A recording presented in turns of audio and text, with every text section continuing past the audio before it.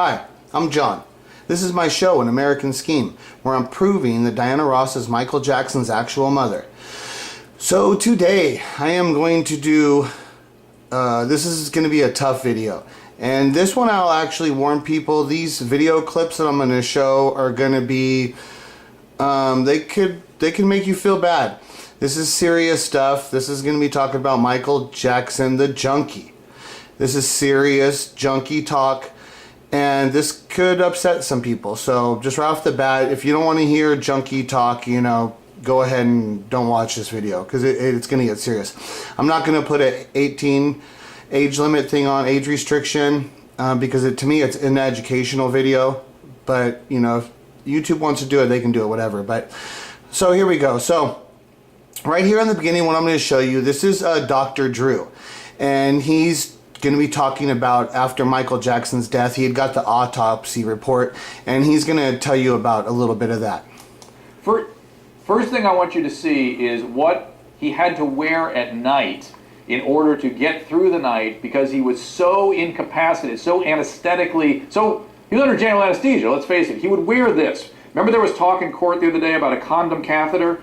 This goes where you think it goes, and this drains the urine all night long.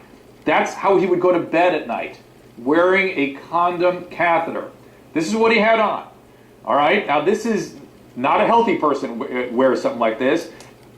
Okay, so what he's telling you right there is that in the report it would come out that Michael Jackson's under general anesthetic. So general anesthetic, that means your whole body is being anesthetized, instead of what they call a local anesthetic. Well, they would give you a shot locally, one little spot, and they would just kill the pain of that one little spot. So general anesthesia is your whole body. You're just completely out. And when you're completely out like that, to the point of the way Michael Jackson was doing what he was doing to himself, he would have to wear, if you look at it, it's a condom. It's a condom that you slide over your penis, and then so at night, instead of you peeing on yourself at night because you're so wasted on drugs, then you pee into the bag. It's a condom catheter. And so that's what Michael Jackson was wearing. Dr. Murray would have inserted that over his penis. When Michael would pass out, then boom, he'd put that on his penis. I mean, this is the real thing. This is really what Michael Jackson was doing. So let me show you another video here.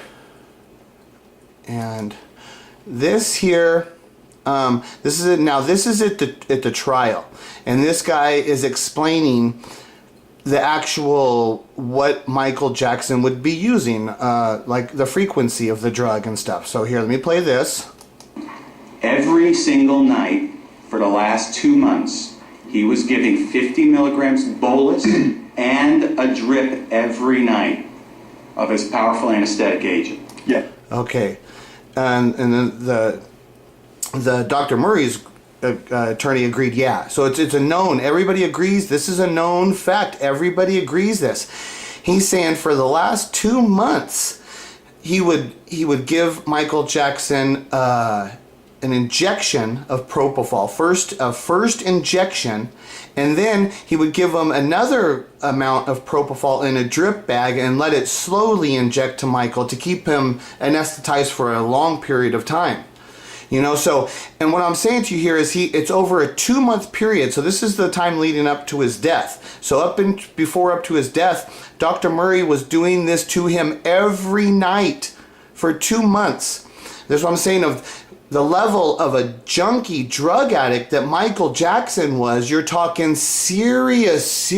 It's madness, like the level of junkie is. Now let me show you again. This is another doctor also talking at the trial, Dr. Murray's trial. So now listen to what this guy says. If you had good veins, you could just stick your own vein and inject it without having an intravenous line at all. But it's very clearly explained in Dr. Murray's interview that Michael Jackson did not have good veins. In fact, his veins were so poor that Dr. Murray had to start this IV in a vein that was below his left knee. So to have to resort to a vein below the left knee suggests that there were no good veins. You know, so right there, the doctor, this is like the worst, like, case junkie. This is what happens when the heroin addicts, the junkie, they call it, they have railroad tracks on their arms because they've stuck their veins so many times with needles. And then what happens is you damage those veins, and then it becomes very hard for a junkie to find a spot to insert the needle so he can insert himself with the drugs. This doctor just said that Dr. Murray had to find, and this is what junkies, I hear about junkies inserting into their toes, like anywhere. They look for anywhere that they can find a vein. And so this doctor said that Dr. Murray was unable to find veins in Michael Jackson's arms or his neck, which would have been the more common places, because they were basically so blown out from being used by injection so many times in the past. It's like you were talking about the worst level of drug addict, a serious junkie. Massive junkie. And then the other part of this here, when they're talking about the 2 months up and towards his death, because people always talk about Michael Jackson and children, and he wouldn't do that to children. He wouldn't do that to children. Okay, Michael Jackson's kids are in the house with him this whole time this stuff is occurring. I think that's a form of child abuse. It's not actually, not me personally, because legally, if the social service people were aware that Michael Jackson was going through this kind of process of drug, that he was doing this with the children in the house, the government would have taken those kids. The social services would remove those kids from that house because of harmful environment. So when Michael Jackson ever tells you, I wouldn't harm a child, that is the biggest lie ever, because the direct harm that, what was he doing? What was the harm that was being caused to his children? He's supposed to be the protector. What was being done to them while Michael is completely out of it, on drugs, for long periods of time?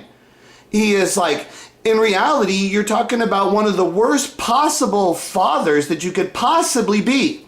Anybody that says Michael Jackson's a good parent, you're disgusting. This junkie who was passed out every night for over a 2-month period, whose veins are so blown out they can't find a decent vein to insert the needles into, that Dr. Murray has to play with his penis to insert a catheter, a condom catheter every night.